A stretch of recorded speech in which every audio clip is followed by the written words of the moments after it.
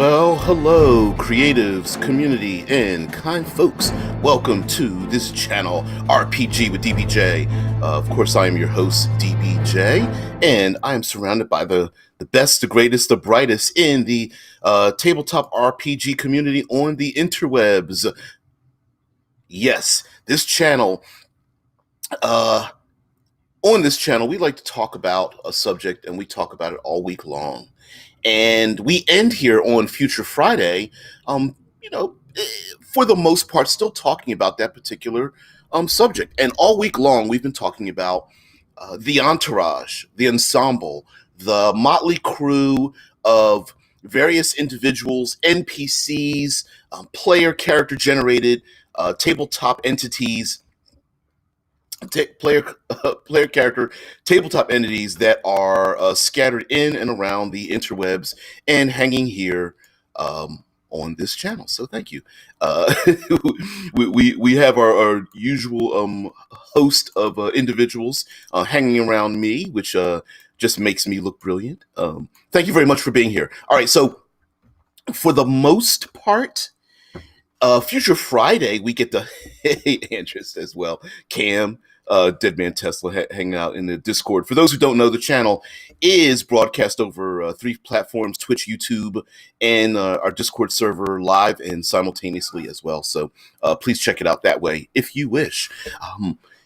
Normally, we default to transhumanism in science fiction. It just happens to be one of my favorites, so I thought I'd dedicate a day to it. But a lot of the ideas and ideals that we come up with, all the story ideas for tabletop role-playing, can be applied to just about anything, including, classic fantasy, Dungeons and Dragons, and that sort of thing. If you just scrape off all of the, the serial numbers. Sorry, it's just I got started a little bit late, so I literally went live when, when it's like 6 a.m. here, Eastern Standard Time. It's a little ridiculous. Come on, kitty. Yes, you can get head rubbies. Just jump up here. It's always possible. You're also a co-host. Now, in science fiction, the entourage is actually it's a lot more common than we think. I mean, long before we've had Star Wars and Star Trek, of course, both of those intellectual properties had an entourage. We can go back to Doc Savage, Flash Gordon, and some of the even television and movie black and white properties that had this extended cast of dynamic and interesting and funny characters that surrounded our main protagonists, who happened to be the ideal individuals. Now in Star Trek, we've got, of course, our crew, and sometimes they'll have an away crew. And like Star Trek, whenever you have a semi-militarized group of individuals, you have a really easy time getting an entourage, because you already have the names, the nomenclature related to the individuals you're going to have. Your pilots and navigators and survivalists and security personnel and communications officers and such, and you can fill those roles in. And of course, the classic red shirt, right, where it's the semi-unnamed individuals who happen to be the cannon fodder to get killed off to show how dangerous various locales or cultures are that the crew has come into contact with. Now, when we go to Star Wars, we even have names. We've even named our entourages, right? We've got the we've got the loyal friend, like a Chewbacca, usually someone that's loyal to one crew member. We have names like Bounty Hunter, the Jedi, we actually have names, the Princess. We've seen this, and we know that Star Wars was made from the old time serials and such, like Indiana Jones and The Rocketeer are modern day examples of using old serials to bring forward this idea that you have a main character surrounded by a motley crew. Yeah. Tesla puts into the in the Discord. Star Trek Adventures supporting characters. Yep, they represent the rest of the ship's crew, giving the players subordinates to command and provide the experience of being a senior Starfleet officer in play, which is another great thing too, as well, right? Like you when you have a structure, a player character that normally doesn't have a command role, you can now assign individuals underneath them to command. So if a player character is in the engineer section and they just feel like, well, all I'm doing is fixing stuff, then all of a sudden, hey, guess what? We can focus on you, and here are some unnamed red shirt people you can command and push around. Yep. Um, Star Trek Adventure says they allow players to take on different roles in play, allowing them to capitalize on a skill set that doesn't exist amongst the main characters. They allow the players to split their characters between different activities in different locations without being left out of the game for long stretches.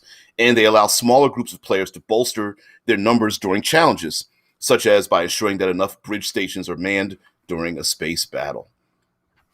Jarl DM says the Warhammer 40k game Dark Heresy is about inquisitors and their acolytes or entourage. Yep, people with unique sets of skills that let them find and purge heretics and Xenos. Yeah. Any game you run where the party has a dedicated leader can have the other players act as an entourage. Exactly. I think absolutely.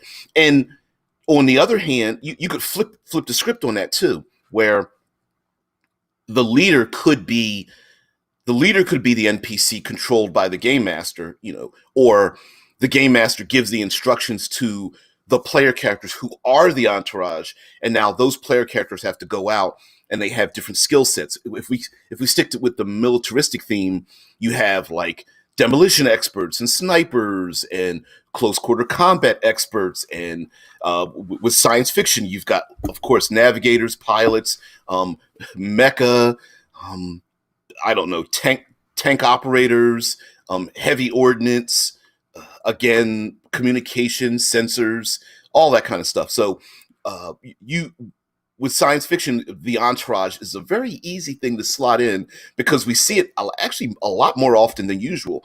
Even if we start with different aspects of society, right? Like law enforcement, we've got detectives and street operators and crime scene investigators, and then if you go even further out there, politicians and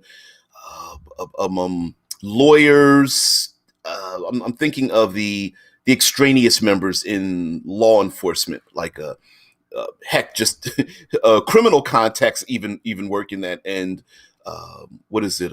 CIs, confidential informants, that kind of thing. So heck, even rival gang members and such can work with law enforcement by force or choice, and those could be player characters or NPCs and such. But if we go a little more fantastical, we've even seen one or more of our sci-fi characters have an entourage that aren't necessarily people like themselves, right? Like, for example, having one or more AI systems follow you, or because of the way technology works, a one or more player characters could be bolstered by an entourage that aren't even in their same location. Agents communicating over very vast distances, being surrounded by robots and aliens and mechanized machines and psychic entities, beings sent out of time and place. All these things. Heck, your own clones, or some kind of like invasion of the body snatchers, or an alien.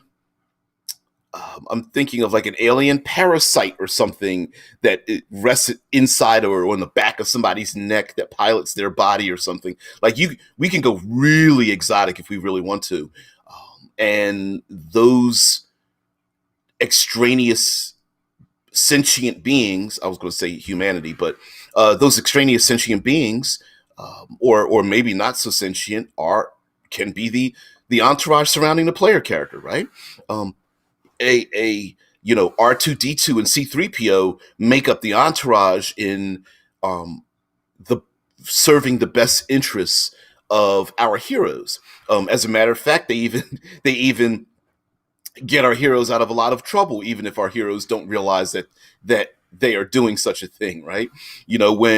When Solo and Skywalker and Leia were stuck down in a trash compactor, they didn't get themselves out of that.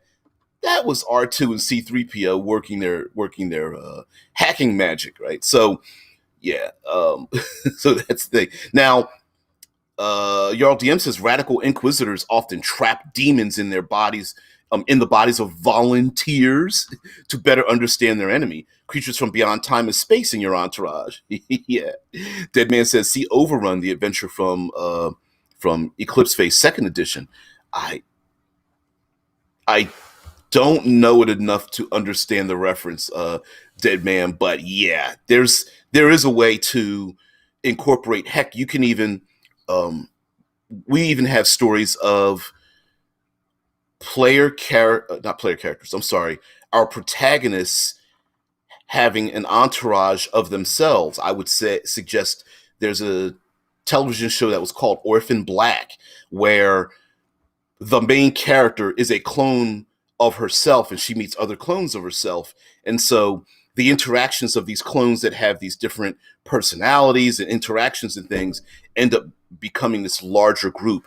There's another television show that was called Sense8, where people who have different lives scattered around the world become psychically connected to each other, and they start sharing their own experiences and even skill sets to help each other out, from, of course, vast distances away. So science fiction allows us to ignore, our physical constraints, and heck, Star Wars has force ghosts that also act that way. Dead Man says minor aliens swarming as the enemies. I could see that as well, where you have like different minor aliens that are like they are the agents of the alien enemy doing the thing to either impede or attack the player characters. So heck, armies of robots work as well.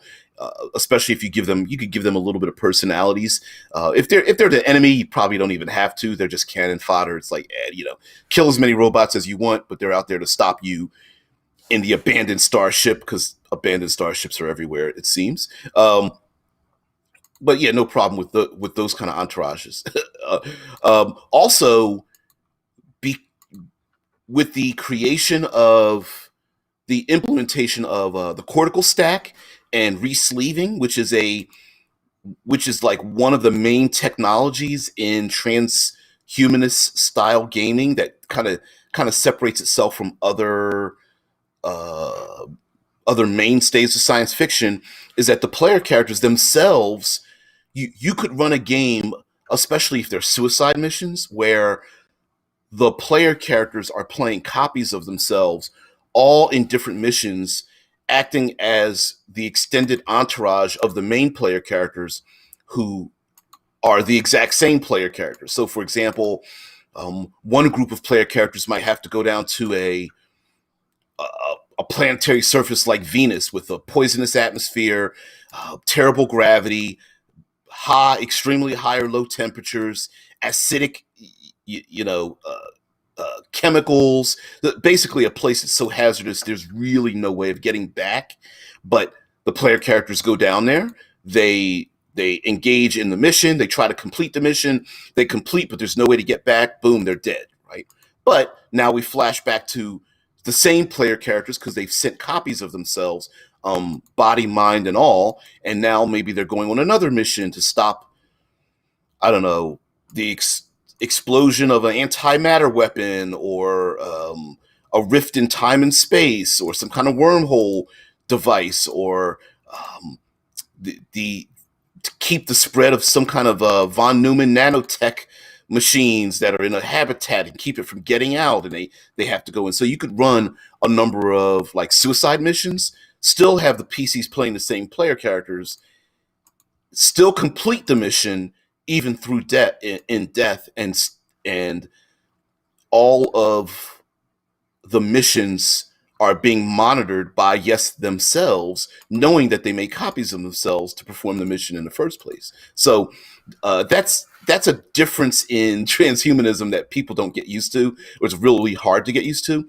Also, the fact that resleeving is a very common thing, at least as far on the player character side, player facing side. So going to alien worlds where they are no longer in their own biological bodies. Maybe the player characters have to all have to sleeve into humanoid-looking mech bodies, or they don't have to be humanoid at all. Much like the movie Avatar, where ignoring the blue aliens, the movie Avatar was based about around the Avatar program, which is human beings sleeving their consciousness into biologically grown bodies that just happen to be blue. So a program like that could go anywhere. They could go into an aquatic world. They can go into a gas giant. There's so many other things, right? Yeah, Deadman puts in the into the Discord the Eclipse phase overrun, a mission to reestablish contact with an exoplanet terraforming station. Twists from investigation to survival horror, which I don't know if that's much of a twist, because survival and body horror is kind of the bread and butter of transhumanism, right? Because kind of for the most part, the horror is both internal and external. Yeah.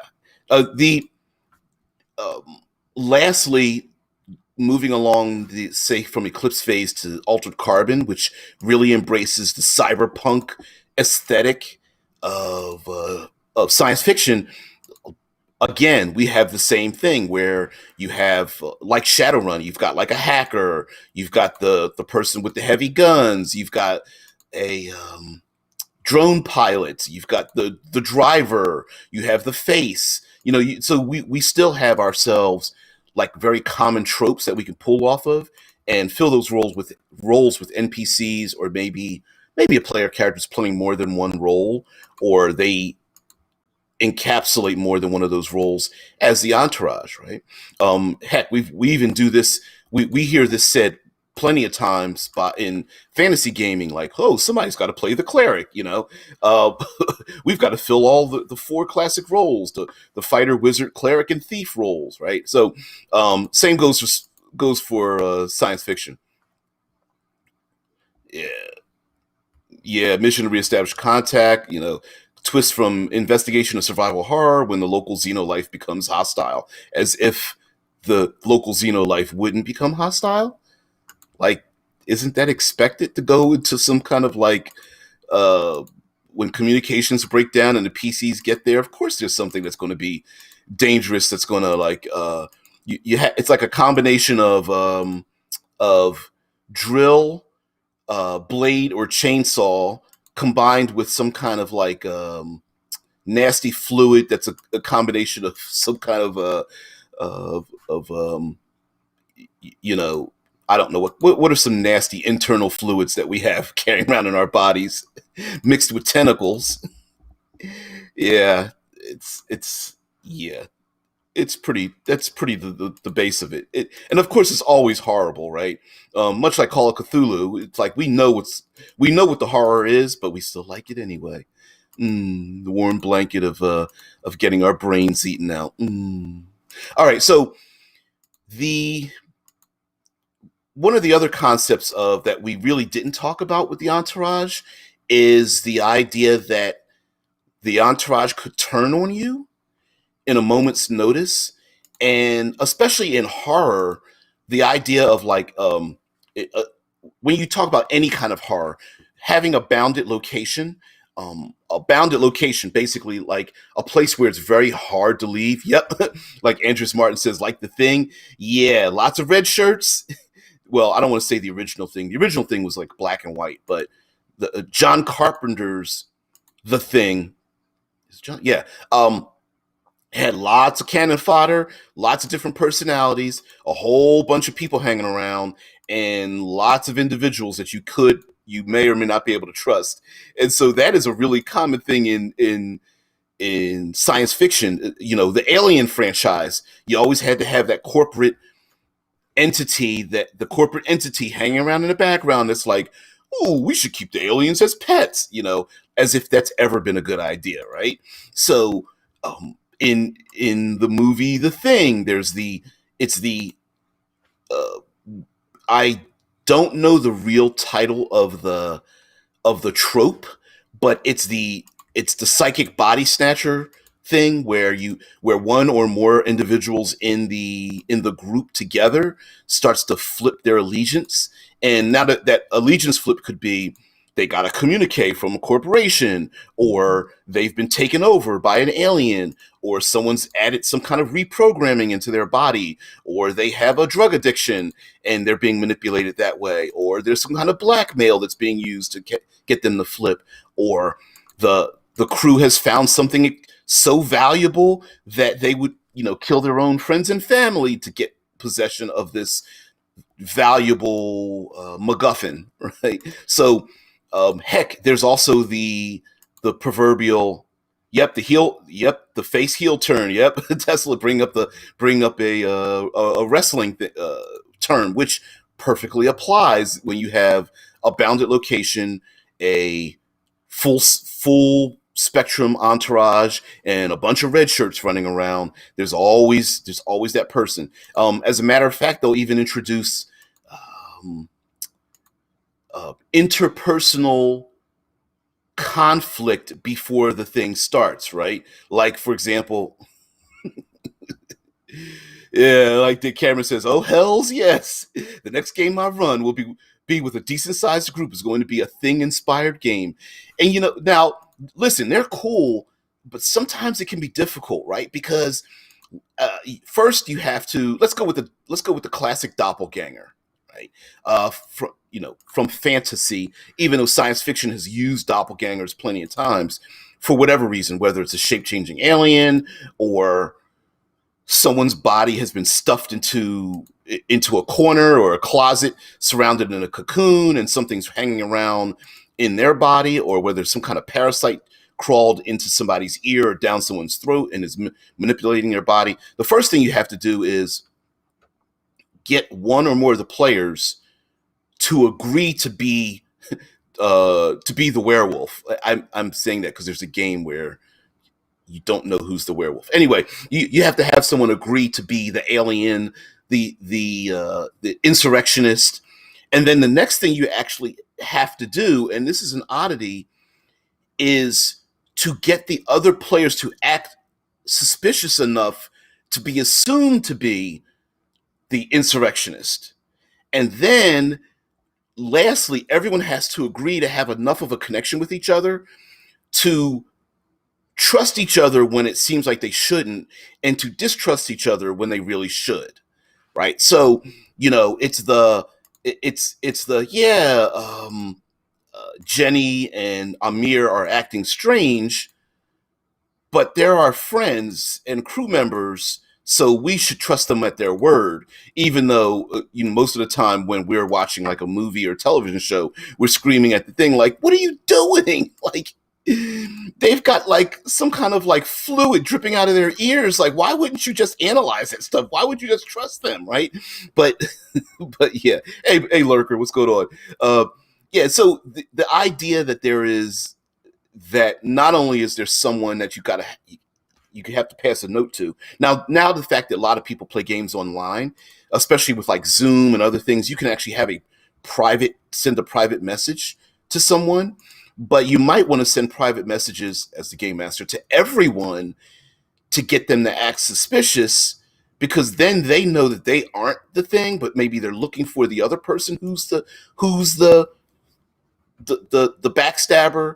Um, but since you sent the message to everyone else, now the funny thing would be to do that and then not have anyone be the actual turncoat at all, and leave it as one of like the NPCs or a red shirt anyway.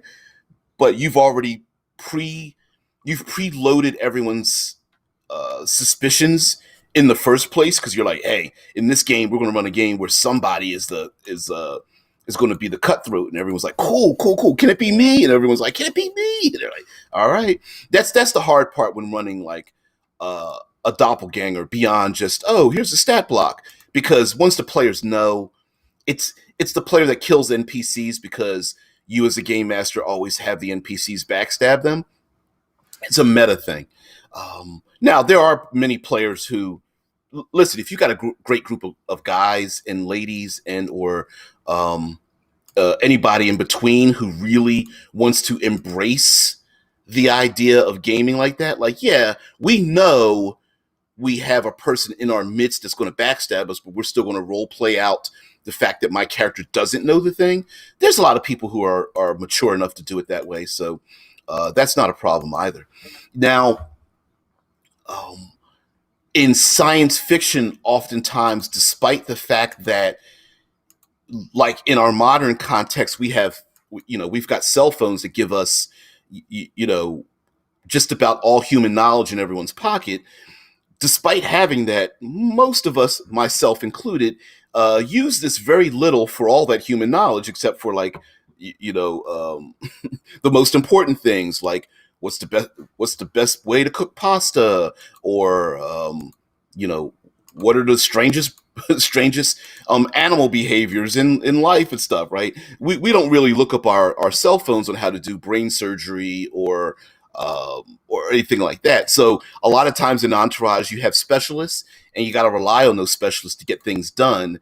And if they are NPCs, maybe it's probably behooves you to ensure that your away team, your hackers, your pilots, those individuals are kept safe, even if they aren't in the direct line of fire, so that you can count on them to do something else. Like, it's the, hey, wait in orbit so that we can get the heck up out of here when things go wrong. You're going to need that person to, be awake with their foot on the pedal to get ready to blast out of there when of course the PCs, of course, have things go wrong.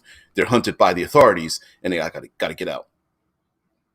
Yeah, Lurker says on Twitch, I know groups that use Slack chat for group and note passing. Oh yes, Slack chat. Zoom has the ability to do private chat messaging. Sometimes, like a Slack chat, you can create. If I'm not mistaken, you can create different chats that put different people into different loops. But even Eclipse phase, for example, gets past all of the awkwardness of, oh, your PC isn't there to hear or see the thing. It's like, no, everybody's on the same channels. Let's just assume everyone is communicating with each other person. That way, the meta of the table of I'm by myself and there's 5 other players that aren't there, we're just going to ignore that whole meta of me having to re-explain what they just saw me do. We all know what has happened, right? It's a very simple thing. Or heck, no one was there to see the thing happen, but when I come in contact with everyone else, I upload to the cloud all my information, all the things I've seen, heard, found, blah blah blah. We just incorporate that into the setting material, the meta of having to re-explain everything. So that's another way of doing it as well. But there's danger in that. Like in Eclipse phase, there are basilisk hacks, actual alien slash human AI programmed viruses that all you need to do is see the virus on a screen for it to hack into your brain. So there are ways where what we take for granted in science fiction to have it work against you. The same goes for sensor operations, right? A lot of times in like modern day automobiles, it's not that the car breaks down, it's that a sensor goes bad, because the sensor's like, oh, I sense the car overheating, and you're like, the car's not overheating, what's going on? Car shuts down, take it in, they go, well, a very minor sensor went bad, which shut down your thing. So now you have the ability, like, your entourage might be in the process of changing and fixing and moving things around. As oftentimes we joke around about hyperspace an example. Um, you'll you'll you'll hear people have conversations as to, well, how long does it take to go through warp, hyperspace, space folding, et cetera, right? Whatever you want to call it. And usually the answer is, well, it goes as fast as the speed of plot, right? Where a thing happens and is done at the pace at which our interaction with it is timed for our best enjoyment. That doesn't necessarily sound functional or in any kind of reality sense, but honestly, it's what we default to, right? Hey, PCs have to travel across a desolate wasteland. How long does it take to get to the other side of the wasteland? As long as it takes for us not to get bored, right? It doesn't matter if it takes 2 hours, 2 days, 2 weeks, or 2 years. We'll just fast forward that time. The same thing goes in science fiction. How long does it take to go through a wormhole? It takes as long as it takes, because do we if the reality of the world says going through a wormhole is 1/10 the length, and you're going through 1,000 light years, and so, okay, well, it's only going to take you 100 light years. That's still a long time, right? Well, we're going to role play stasis and 18 generations of humanity. No, we're not going to do that. We're going to warp, and then we're going to arrive, and maybe we might have some social interaction in the middle of that. And a PC's like, I'm going to fix my guns, and someone else is like, I'm going to get my drones or my robots ready or something. But what happens? We get to the other end. Well, the reason I bring that up is because the entourage might have to fix the engines or find fuel. How many times have Star Trek they have to get dilithium crystals, or Star Wars the someone has to fix the hyperspace, right? Because it always breaks, because guess what? The plot has to happen. So those are things where the entourage might is very useful in, like, yes, I know you guys want to modify your starship. Well, how about we let the entourage modify the starship while you go off into the deserts of Tatooine to engage in the story, right? A lot of times the entourage is off doing things, purchasing, buying, building, fixing, convincing, loading. We've got to load up, 50 tons of material. Hey, guess what? When you get that together, let me know. The rest of us are going to contact some kind of criminal organization that's floating in the local gas giant, or the main crew is still on the starship, but we as PCs are going to go off and have some fun in the gambling casino habitat floating in the nebula or something. So those are ways where you can get where uh, the the things we're not interested in at the moment get done. The entourage fixing communications, or trying to reestablish contact, or reprogram, or reboot, or retrofit, and then the player characters get to do something else. Now the opposite is Legal Blind Lurker's like, yeah, they've skipped hyperspace and went to plaid. Yeah. Was it oh, why did my brain stop? She went from suck to blow. Oh, come on. Or no. Or is that, wow, I'm mixing different intellectual properties. I'm going from Spaceballs to the answer is 42. Yeah, it's Spaceballs. I thought I was wrong, but I was mistaken. Yeah. Yeah. Oh, CFT's here. Check for traps. What's going on there, man? I've got some Illuminaries hanging in it. Jarl DM and CFT RPGs hanging around. Awesome. And of course, we've got some Spaceballs dangling right in my face. Maybe that's a bad thing.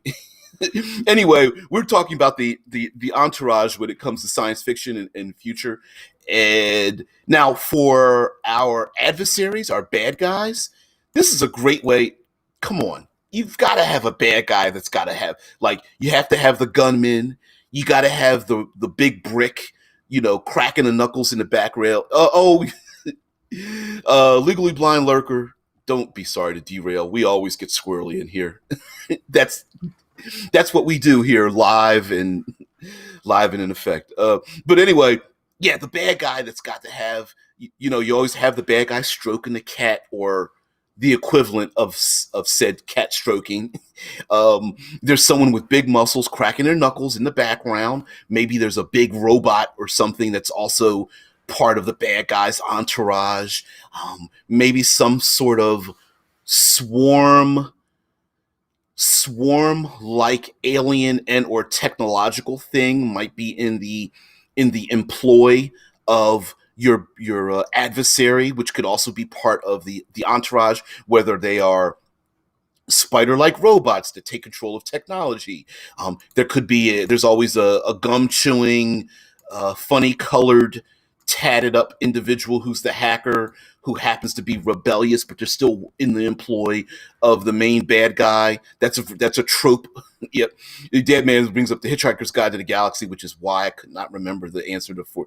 All I remember was the answer is 42. Where's my brain going? But it happens when you're live, and I'm trying to try to create some kind of interesting content. It happens. Yeah. Check for Trap says the henchman tougher than the mooks extras, but not quite as threatening as the big bad evil guy. Yeah. Oftentimes in a meta sense, like where the henchmen are like tougher than the mooks that are hanging around. Usually, they have some kind of advantage that the player characters, the protagonists, have to discover before defeating them. It's the expert martial arts artist that can kick ass, and then they try to kick and punch the big burly person who just shrugs off the kick to the chest and like kind of wipes off their chest, or they get punched in the face and they just kind of like turn back and smile, and then the martial artist steps back 2 paces and they're like, look at their hands and feet, and they're like, what am I going to do? And of course they have to get past it, right? So a lot of times the entourage surrounding your bad guy is like extra tough, extra fast, expert programmer. They have some kind of technology that gives them some sort of advantage, like a cloaking device, either personal or on their starship. They have some kind of energy field, like a deflector screen, or they have twin guns or a Gatling gun or something. Like they have some kind of advantage that allows them to challenge the PCs in some way, shape, or form, and then the PCs kind of figure the thing out. Yeah, like Cameron's like, shove them in the propellers. That's the old classic Indiana Jones maneuver, right? Indy's like, trying to punch the guy in the jaw. This has to do with the third pillar part of it, right? Here's a plane rolling around by accident with a blade that can kill anyone at a moment's notice, with the protagonist fighting the bad guy, and guess what? Guess how he solves it? Push the person in, or trick the person into being pushed into the blades, right? Or what is it? The Firefly kicking the person out the airlock, getting sucked into the engines, and the next person's like, sure, whatever you want, right? Oh man. So that is the thing. Yep, Legally Blind Lurker brings up the mustache twirling mad scientist is a common trope that tends to be in the entourage of the bad guy. I bring up DC Comics Darkseid always has Desaad creating his terrible inventions and stuff that's always hanging around. Yep. The CFT says Bond movies have great examples of henchmen. Jaws had been around for a while. One of the few James Bond henchmen that went from movie to movie. Odd Job, they all have funny names. Strawberry Fields and all these other strange names, Octopussy and all that, whatever. But you get the point, right? Like strange names, good, expert skills, usually enhanced in some way, shape, or form.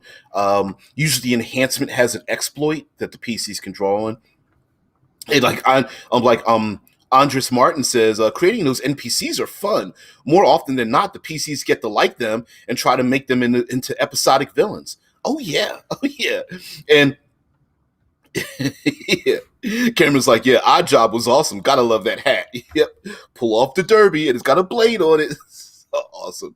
Uh, and of course, one the femme fatale in James Bond was always playing on, James Bond's kryptonite, right? Sexy and alluring. I'm going to manipulate James Bond. James Bond ends up flipping the script and manipulating her, which is a common thing. So even with the player characters being as protagonists, like A. Martin brings up, creating the NPCs and bringing them back over and over again. Of course, we've got technology. Maybe the technology brings them back over and over again. Cortical stacks make that real easy to have the same person come back over and over. Gotta love the gentleman killer, the person who respects the heroes but still wants to kill them, sending them cryptic messages of, you've defeated me this time, good on you, great heroes, or whatever whatever terminology you want, until we meet again, kind of thing. That's a commonality. The idea that in science fiction we've got psychic potential, cloning, copies of people's personalities, robots that are like hive-minded or whatnot. Very easy to bring those individuals back over and over again. And sometimes even the player characters are like, that was cool, man. I hope we get to fight that cyborg guy again. And you, as the game master, you're like, how can I bring them back? Oh, guess what? A cornucopia of technology. Sure, they come back. It could be, I don't know, quick growing tubes the antagonist has, or something, or the bad guy has clones of themselves scattered all over the place, like the excuse they made in Marvel Comics for Doctor Doom. Like, you weren't fighting the real Doctor Doom. He's got Doom bots that are exact copies of his personality, performing functions for him. Yep, clones everywhere. Andres brings up. Yep, Legally Blind. Lurker says, just look at 80s cartoons for evil henchmen. For example, Cobra from G.I. Joe. Yeah, Cobra and all those. What's the common thing for Cobra? It was like, Joes, you've defeated me. Or the classic comment from the mystery crew from Scooby-Doo. It's like, if it wasn't for you meddling kids, I'd have gotten away with it, kind of thing, after pulling off the mask. Mr. Farnsworth? You meddling kids. So that's a very common trope to pull off of. You don't have to do exactly that way, but a reoccurring bad guy, kind of difficult to do in fantasy settings since everybody wants to kill everything. But in science fiction, real common. And why not wrap yourselves around that? Y'all DM says, often the big bad evil guy isn't the scariest combatant. They're the mastermind, but that doesn't make them a powerful warrior. As more often than not, they aren't, right? The classic bad guy stroking the cat almost has like zero combat capabilities. They're just the mastermind. They're the smart one. They're smart enough to pull together enough individuals to get done what it is that they want to do, right? But anyway, Jarl DM says, the henchmen or lieutenants can fill the important role of battering the PCs. Exactly. Oh, hell yeah. Hells yes. And in transhumanist nomenclature, as the game master, the storyteller in these stories, you could literally copy the PCs, copy and paste the PC's capabilities, put them on your bad guys, and insert them into the game, right? Because why couldn't one of the bad guys be themselves, fighting against themselves? Or why couldn't the bad guy have an entourage of fragments of the PC's capabilities surrounding them? Or heck, in Eclipse phase, there's even I think it's called Ego Hunter, where the player characters themselves play fragments of personalities of the main bad guy, each of the player characters playing a different character, but combined together, that's the antagonist. The divergent personalities are the protagonists, which I think is a great storytelling element. Cameron says gang leaders have entourages that can be used for many different tasks, including like heavy pressure and negotiations. The players might have to make an unwanted but necessary alliance or partnership. Uh, Gangs are real common for that. There's always the gang member that wants to shoot first, ask questions later. There might be a drug addicted gang member. There's the big burly gang member. There's the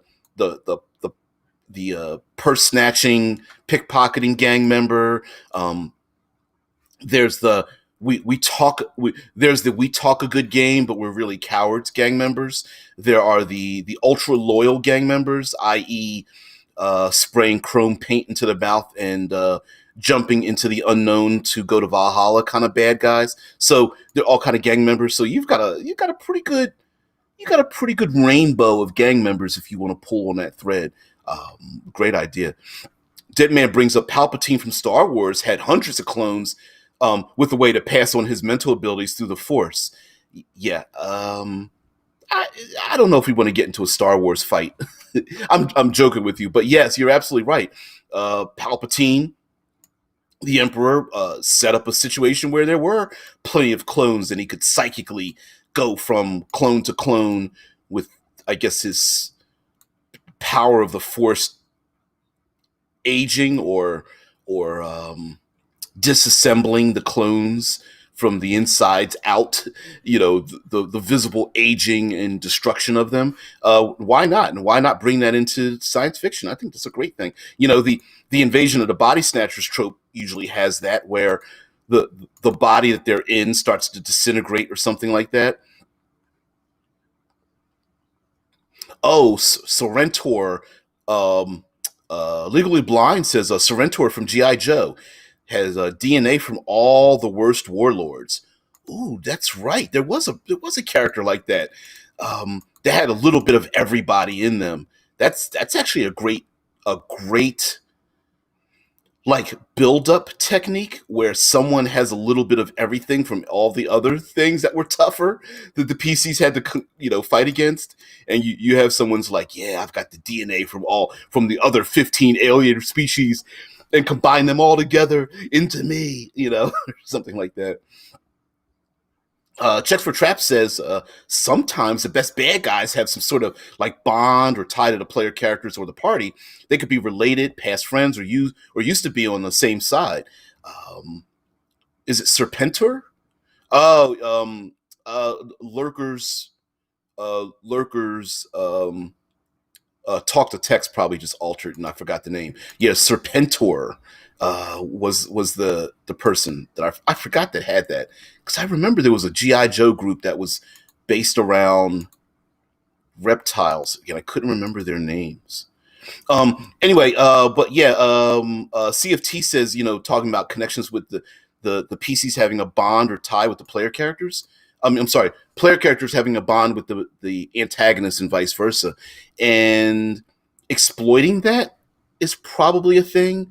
Knowing like, oh, one player character is vulnerable to being bribed, another one is vulnerable to blackmail, or heck, yet a third one is a cyborg, and here's a way to get past their cyborg defenses or something, technological defenses. So yeah, having that connection and the the the big bad on one side, and then the head protagonist on the other side might have be bumping heads, much like Professor X and Magneto. But then you have all the lower characters, the Entourage, the X-Men, that are fighting against the Brotherhood of Evil Mutants, kind of thing, and they're fighting against each other, and they represent the entourage of the main battle between Malcolm X and Martin Luther King in a fantastical sort of sense.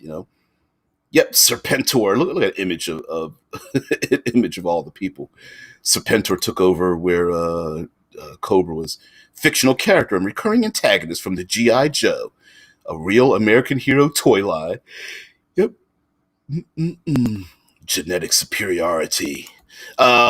Jarl DM says baddies that can directly control their entourages, inhabit their bodies, or speak through them are very, very scary. Like Harbinger from Mass Effect, assuming direct control, and that's a great way to introduce your big bad evil guy without them being being in the direct line of fire from your trigger happy PCs, where the bad guy is speaking through the looking through the eyes and speaking through the mouths of some of the mid-level baddies that are against the PCs. That's a great thing. The AI that creates the army of robots is a perfect example of that, right? Where in the Marvel movie Avengers Age of Ultron, where Ultron is speaking through the entire army of robots that he's got, and even if you destroy one, he's got another one.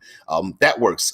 Psychic possession works that way. A hive-minded alien race works excellently that way as well.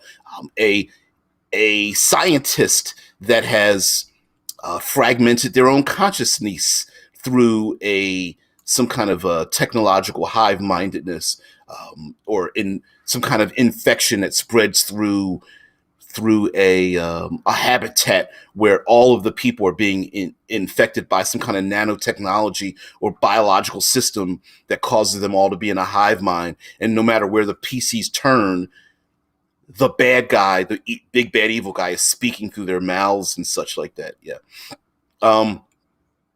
You guys go Tesla, everybody going down the GI Joe, the G.I. Joe is the epitome of the entourage, isn't it? There's so many characters in G.I. Joe. You guys are getting squirrely. Jarl DM says, or Hordak from She-Ra, the way a bad guy can be omnipresent, speak directly to the player characters, and avoid being in danger themselves. This is but one of many shells. You got to have the evil laugh and the proverbial twirling the mustache. Although that was normally with the black and whites, although there was the cartoon with Oil Can Harry and Catch That Pigeon and all that kind of stuff. Yeah. Rickard's like, yeah. Oh, thanks, Jarl. Now my brain's going through all the assuming the direct control memes. Yep. Cameron's like Cell from Dragon Ball Z, except he was made of the DNA from the galaxy's strongest fighters, including the protagonists. Yeah, the idea of a genetic superiority being made up of you thought that was tough, we're going to go even tougher. Serpentor was designed to be the ultimate Cobra leader. Dr. Mindbender and Destro combined the tombs of the greatest leaders in history to find the cells with DNA traces. These long-dead genetic blueprints were combined to produce a clone with the genius of Napoleon, the ruthlessness of Julius Caesar, the daring of Hannibal, and the shrewdness of Attila the Hun, and the aggressiveness and impulsiveness of Sergeant Slaughter. What? Serpentor is a brilliant tactician and a master of political intrigue, and was eventually capable of wresting control over Cobra from Cobra Commander. Now, let's be honest. Did he really need to have all that to wrestle the control from Cobra Commander? Cobra Commander was a whiny little wimp. Joe's, you've thwarted my plans. Where's my parachute? I'm out of here. Squirrel. So anyway, creating like if you have your favorite entourage, let's be honest, some of us love it, especially with science fiction, we love the idea of the one-armed cyber person, like from Deus Ex Machina. We brought up Warhammer, we brought up G.I. Joe. There's a way to reskin all of that and bring them back over and over again in science fiction. Hell, why not do it? Just change the names. Don't make the names corny, and no one's gonna remember that you have yet another Storm Shadow and in the midst or whatnot. Now, the other part of the entourage may be that maybe humanity has to, the dark side of this could be humanity being pigeonholed into only being representative of certain types of of only having certain roles in society, and the player characters are the rebellion against being forced into certain roles. Lots of YA science fiction deals with this. Remember the whole Divergent series where um, people born in this one place are only they are the maker people who make food, and these are the people who only teach people, and these are people who build things, and these are the people who dig for things like the heck, even the Man of Steel movie was, Krypton only had the scientists, the politicians, and the military, right? Like a very deep caste system where, yeah, exactly, Jarl DM, where we're talking like, okay, well, there's only 5 roles for society, and if you don't fit in one of those, you need to be eliminated. I could imagine now this doesn't have to be intergalactic, maybe an AI or a community of isolationists have assumed that the best way for humanity to live is to be forced into these particular specific roles in life, and the PCs could be rebelling against that, or they could be external to that situation, not understanding that this is what's going on, i.e. Star Trek.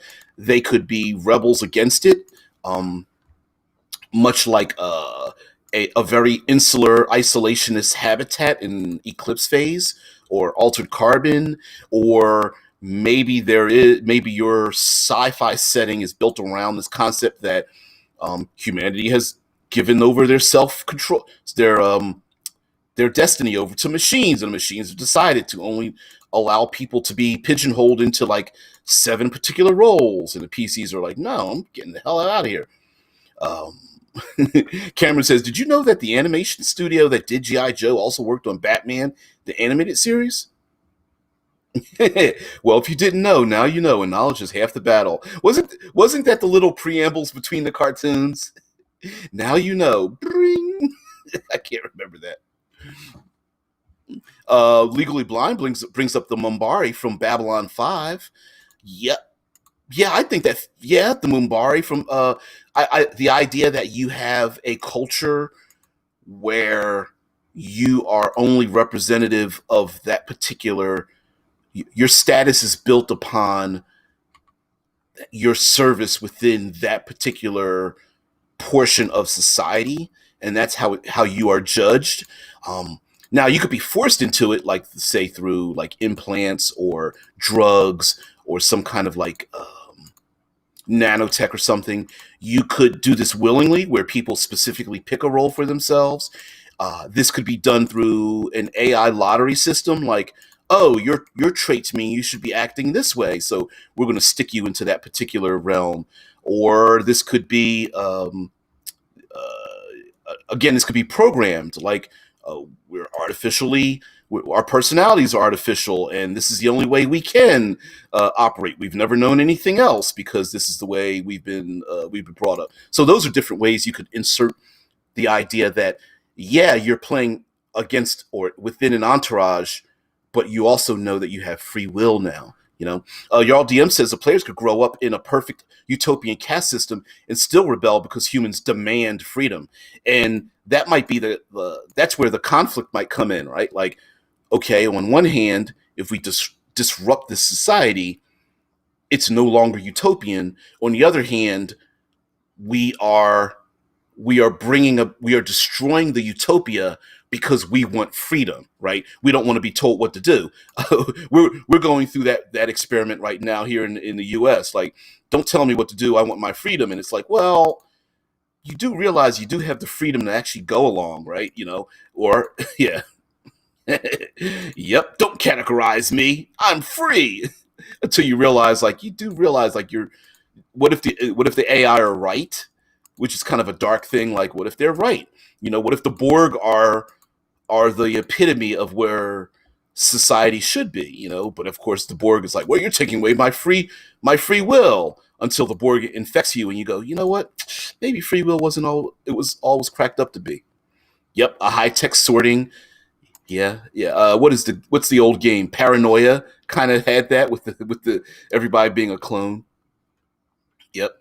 Your DM says, "Is self determination worth the price of perfect happiness for every person in society?" That sounds like the kind of game I'd run in. I'll run in the future. Yeah, and the thing is, it's I bring this up a lot of times. Let's be because we're coming to the end. We as role players in the role playing community are sometimes too brilliant for our own good, and I'm a huge proponent of not getting to the end of the equation, because a lot of times what we want to do is, oh, if there's magic and science, one of these is going to be dominant, let's figure out which one it's going to be before we even start playing the game. And my contention is that's the fun part. Like y'all DMs, that's a perfect example of a setting. Is self-determination worth the price of perfect happiness for every person in society? Done. I'll play in that. And having not knowing the answer is the fun of determining what happens, right? Because you can always have this push and pull of, hey, we're fighting for freedom and self-determination, yet we are leaving destruction and death and horror and trauma in our wake. Yet on the other hand, if we go along to get along and we fit into these perfectly aligned roles, we now have no ability to dream past ourselves or to imagine what a future will be like outside of these roles, you know? Yeah, Cameron says, imagine running a game that continued after the end of The Giver. What would what would that be like? Anything could be out there. Exactly. It's the utopian society, right? Like what happens when you break the utopian society. It's the difference between a Western and an Eastern story. You know, we talked about that. I don't know if we could do a week of that, but maybe I might try the difference between a Western and an Eastern, a Northern and a Southern storytelling method. Check for Traps says, iRobot had that where man made an AI to help man, and the AI determined that humanity needed to be controlled because we were too self-destructive. Yep. And maybe there's some truth to it. Maybe, just maybe. Maybe Thanos was right. I don't know. But anyway, guys, thank you very much for hanging around with me on this on this Future Friday. I really appreciate it. You guys know I love science fiction, and science fiction modernism doesn't get a lot of love these days. So just thank you very much. By the way, guys, please like, share, subscribe. Just check out everything below in the doobly-doo. Part of Critical Hit Publishing. Go through Drive Through RPG. And more importantly, find your all DM, check for traps, CFT RPG online. We are a loose collection of content creators. Don't take my word for it. Check them out. You might find out that you found yet another great content creator to add to your list. So guys, have a great one. I'll see thee first thing Monday morning. Thank you very much. See you later. Bye. Have a great one.